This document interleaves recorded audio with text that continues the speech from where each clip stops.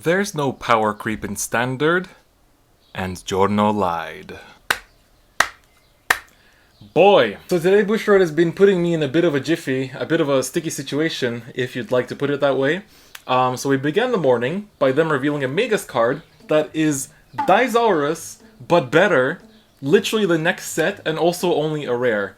So that already had my Jimmy's rustled or whatever the hell that phrase is, but that was just the beginning of the day. I was still okay. I was like, okay, I'm a little bit shook, I'm a little bit shaking, crying, but I'm okay. I can sit down. I need to study for the GRE. I need to work on my papers. All's well. Then, while taking a break, I tuned into the live stream just to see what the Gancelot's gonna do, because I'm like, oh, they're gonna reveal Gancelot today. Let's see what that bad boy's gonna be about. Also, I apologize. I'm not using my lighting today. As you can see, I'm sweating profusely because it's blazing hot today. So I'm not using my lighting. You're gonna have to deal with this. But so they reveal Gancelot. Also, on top of that, okay, let me go over Gancelot first. We're gonna go over Gancelot, then I'll talk about everything else. So, Gancelot has two funky effects. First one of which is Vanguard Circle Continuous. All the blaster blades on your Vanguard and Rearguard circles get plus 10k power. So I read this during the live stream, obviously, because I translate things myself before I look at other people's translations, and I'm like, why Vanguard Circles? Like, that's weird. Then I point my eyes downward and read, during your turn, if your opponent's Vanguard is grade 3 or greater, your front row circles with Blaster Blade on them become Vanguard Circles. Vanguard Circle abilities activate and perform drive checks. So I was like, okay, dude, that's a beginning. That's something. Okay, we okay, this is fine. This card is pretty interesting in the sense that this is nothing like the previous Royal Paladin support. This is close to what Bermuda is in Standard, and the fact that this is establishing a pattern of potentially all clans in this set becoming the same skill level as Bermuda is slightly worrying, because that's power creep, yay, funky word. So, just to give you some context on why I'm slightly, annoyed by this, I guess. So next month, in July, I will be doing summer session in a university in Tokyo. So I'll be in Japan, I'll be, enjoying the daily local tournament life. But obviously I wanted to go in with Dimension Police because, it's my main thing, that's understandable, right? But when I compare my boy Dieliner to this, it's like, is Dieliner a 2018 card? Like, is this what 2019 Vanguard is supposed to be? I am confused. So it's like, at least it's not as, like, at least we got, cards and stuff. It's not like golds that are getting 5 cards in total next set, which, by the way, I did some calculations. This next set, Aerial Steed Liberation, so VBTO5, has 80 total cards. It says so on the page. But on that little sheet that they showed us at the live stream today, it showed the number breakdown of each number of cards for each clan. Not for that, like Azel or Gauntlet Buster, etc., but for that clan. Because all of them add up to 80. And because it says 5 for Azel, because it says 5 for golds, what this means is, you get your new Azel, you get, as all clans are, a new front trigger, because it's Axel, you get a new crit trigger, because, every clan is getting a new crit. You get a new starter, most likely, because every clan is getting a new starter. And what else is every clan getting? A grade 1 perfect card. So your 5 gold paladin cards next set are most likely going to be a VR, a rare, and 3 commons. So I don't know why. Maybe it's just because, the next ultra rare miracle collection is gonna be, the set after this, and they're gonna just do more gold paladin support there. Maybe that's why. Then that's fine. That's completely okay. But if it's not, then wow, that's pretty sad. But anyway, so we got a little bit sidetracked. But let's go over what this card does. Why is it important? What are the implications of it on both formats, actually? We're going to go over Premium too, because I don't want nobody crying to me that this is broken in Premium, because it does a couple things, but it don't do that much. Okay, so first we're going to go over the official rulings that Bushiroad themselves put up. On the Twitter. I'll have it linked if you need to confirm it. But so there are a total of several FAQ questions, I think it's 6. So first one, If I have 4 rearguards, does my Blaster Blade get critical +1? Yes, it does. The Vanguard Circle ability of Blaster Blade will activate and its critical will increase by 1. Second question, is the circle Blaster Blade is on also considered a rearguard circle? No, it is not considered a rearguard circle. This is very important for premium. I'm going to go over this later. Question 3, can I ride another unit on Blaster Blade during my ride phase? Yes, you can. Interesting. In that situation, does the Vanguard Circle ability of the unit I rode activate? Yes, it does. So, I'll go over the implications once we're done. So, question 5. Does the circle remain a Vanguard Circle after riding another unit on Blaster Blade? No, as it is no longer a circle with Blaster Blade on it. It returns to being a rearguard circle. Question 6, final one. What happens to the Blaster Blade I had rode upon? It is put into the soul of your Vanguard, the Gancelot that is in the middle of the Vanguard, of all the Vanguard circles, I guess. So, now let's break this down a little bit, okay? So, first question was, clear as day, that, literally says that in the skill.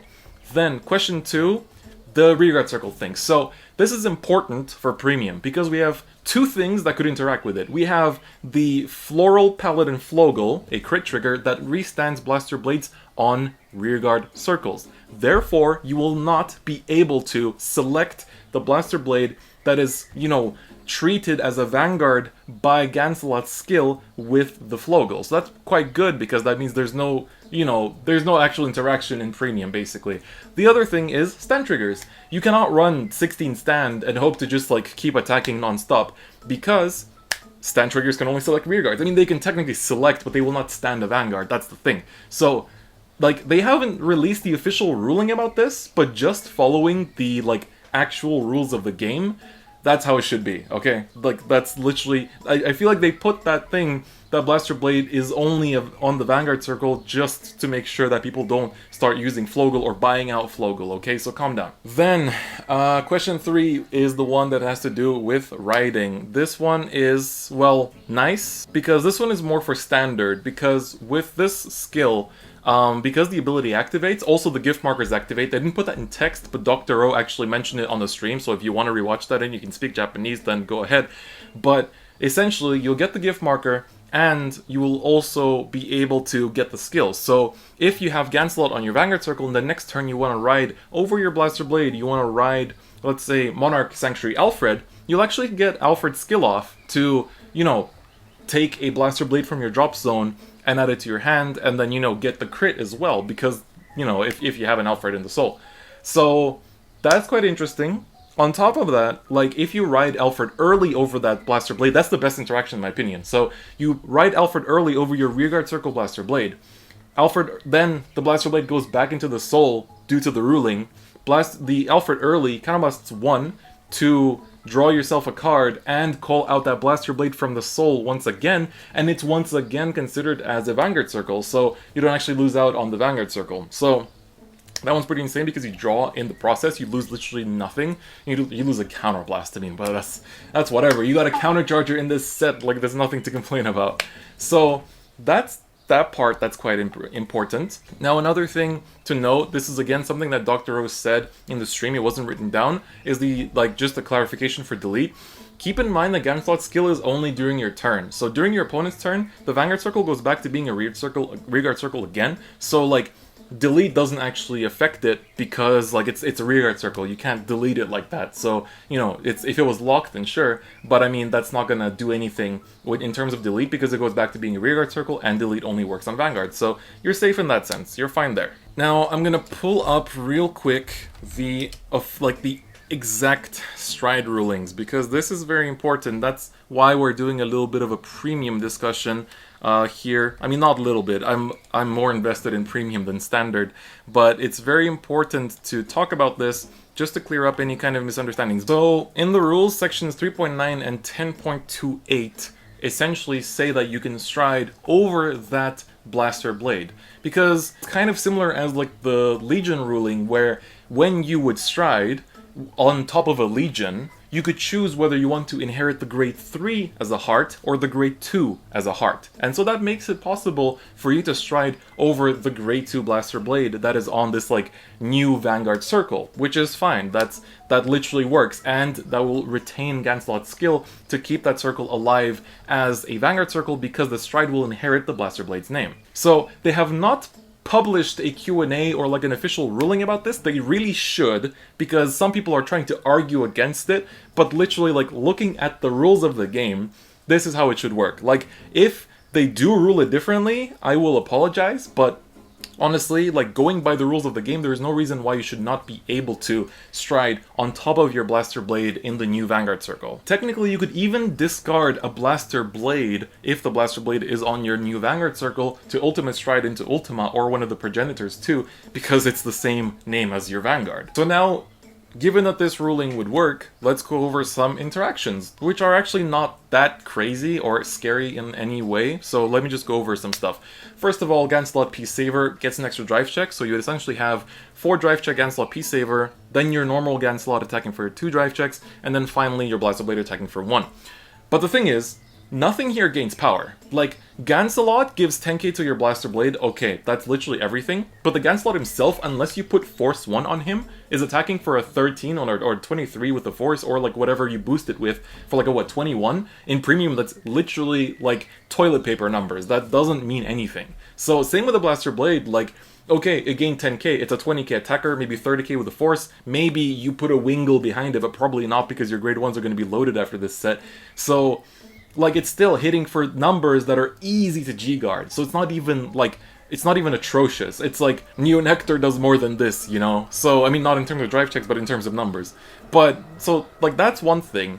The other thing is, you could potentially, like, go into the Alfred Stride to then give, what is it, the Alfred Stride does give Twin Drive, right? To your Blaster Blade. Alfred Holy Saber, let's take a look. Yep, it is Twin Drive, so during the first battle, it does get Twin Drive, so, I mean, that's something. But thing is, that you have to choose, Alfred, actually no, Alfred doesn't work, because Alfred says choose one of your rear guards with Blaster Blade in its card name, and it gets 3k and the rear guard circle skill. But since that Blaster Blade is a Vanguard circle, like, unit, it doesn't actually work, so never mind, forget that. But what you could do, actually, is the new Twin Sword. So let me quickly just, you know, make sure we're not doing anything wrong. I don't want to do a single piece of misinformation in this video, you know, because it's fresh stuff. That's why I don't like to do reveal videos, because sometimes it's easy to get things wrong. So what the new Twin Sword says is that when he attacks a Vanguard while being boosted, you can counterblast 1 and flip it uni face up to search for 2 grade 2s, call into your guard circle, and shuffle your deck. So you can search for Blaster Blade because it is a grade 2. So what you could potentially do is attack with your 1 drive check Blaster Blade, then attack, I mean, you can attack with your Gancelot, the Vanguard the main Vanguard circle one, then attack with the Twin Sword, use a skill to search just the 1 grade 2, to search just, you know, the Blaster Blade, call it over your old one.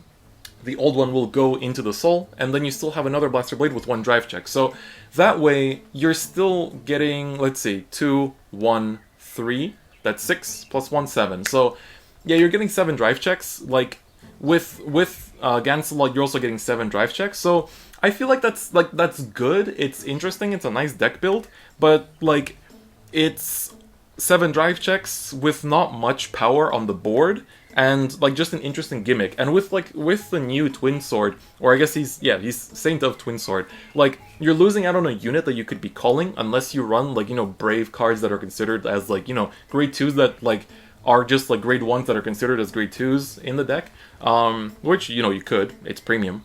But the thing is that this isn't crazy by any means. Like, this is just, okay, you swung with 3 or 4 attacks with drive checks, but they're not such big numbers, and just, you know, I mean, obviously there's the pressure of, like, oh, everything has a drive check, but it's not like it's unguardable, it's not like it's unstoppable, you know? And it's like, you know, I feel like it's just, there's something to think about here, and people, like, in Premium it's definitely not something to overreact about, in my opinion. In Standard, it kind of is, just because, like, the whole Gancelot strategy goes live when you ride grade 3 going second. That's something I kind of like, that they're making going second a bit more rewarding, because you cannot use Gancelot going first, but you don't have to ride a grade 3 over him. He just checks your opponent's Vanguard being grade 3 or higher. So as long as your opponent is grade 3, you can use a skill, which to me is like, okay, so we're literally speeding up the game. Instead of having the whole game be based on turn 4, where you ride over your current Vanguard and then, you know, do the whole thing like Imperial Daughter did from the start. Now with like Dyliner and Great Dayusha, it's been like that too. So it's like, it's not, it just feels like we're speeding up the game a bit and actually going to the speed of Bermuda. Because Bermuda, what it does is ride Sonata, uses Sierra and Sonata to search pieces, calls down a couple of Karos, calls down a Sonata, powers up board like crazy, you know, slaps you immediately, and like, if they rushed you before that, you might even lose on turn 3, because the power is just so huge if you didn't prepare PGs, and if you can't deal with the Force 2, that's going to be a problem. But, you know, otherwise they're going to finish you next turn. And I feel like this is kind of the same thing, where it's going to be very impactful on the turn 3, because you can search Blaster Blade in so many different ways, like legit so many different ways, and then on top of that, like, you can still do it the next turn. And Gancelot just rewards you for it, and there's no cost attached to it. So I feel like this is interesting. It's definitely power creep. Like, come on. Like, we have to be honest with ourselves here. Standard is a power creep format, and I'm pretty sad about it, because I was hoping it wouldn't be to this level. Like, the fact that in Premium, I can have a Victor deck, or a Luard deck, or an Azel. Okay, Azel came out during Standard, but let's say a Luard deck, or a Shiranui deck. So many different decks from the end of G, and they would have been viable not just that whole year until today, but with the release of Premium Collection, now they're going to continue being viable. So my deck that I invested into a year ago is still a great pick for tournaments. Whereas in Standard, let's say I invested $100 into Narukami 3 months ago, unplayable. Like, okay, not unplayable, but do I really expect to top a tournament with Narukami in, like, fish meta? Honestly, no, of course not. Like, it's just slightly annoying that this is, like, that the pace of the power creep is so fast. And that's why I'm concerned when I'm going to Japan. It's like, am I going to be just fighting Royals all the time with DP? Like, and I'm going to feel the difference of, like, me searching one card on turn 3 and them doing this on turn 3? So that's what I mean. That's kind of what I'm talking about here. That's why I wanted to make this video, kind of my reaction to Gancelot. It's not my live reaction, obviously, but it's still pretty accurate. I'm still feeling the heat, as you say, from the card. But it's interesting. I'm interested to see if the rest of the set is like this. Like, I'm most interested in Narukami, obviously, to see if Gauntlet Buster is going to be like this. I don't know why 3 clans are getting like 21, 22 cards. Like, what do you even do with 22 different cards? Like, how much can they even support, unless it's really like making budget decks better and stuff like that. So we'll see how it is. F in chat for Azel though. But this has been my discussion. This has been my kind of like rambling about Gancelot. Let me know what you guys think. What do you think of the card? How do you feel about Standard? Have you already bought your first premium deck? So I'm kidding. Not really, but I'm kidding. But yeah, so that's it for this video. I hope you guys enjoyed it. I need to get back to work, so I can't take too much more time, but hope you guys enjoyed it. Check out stuff in the description, and I'll see you guys next time. Bye-bye.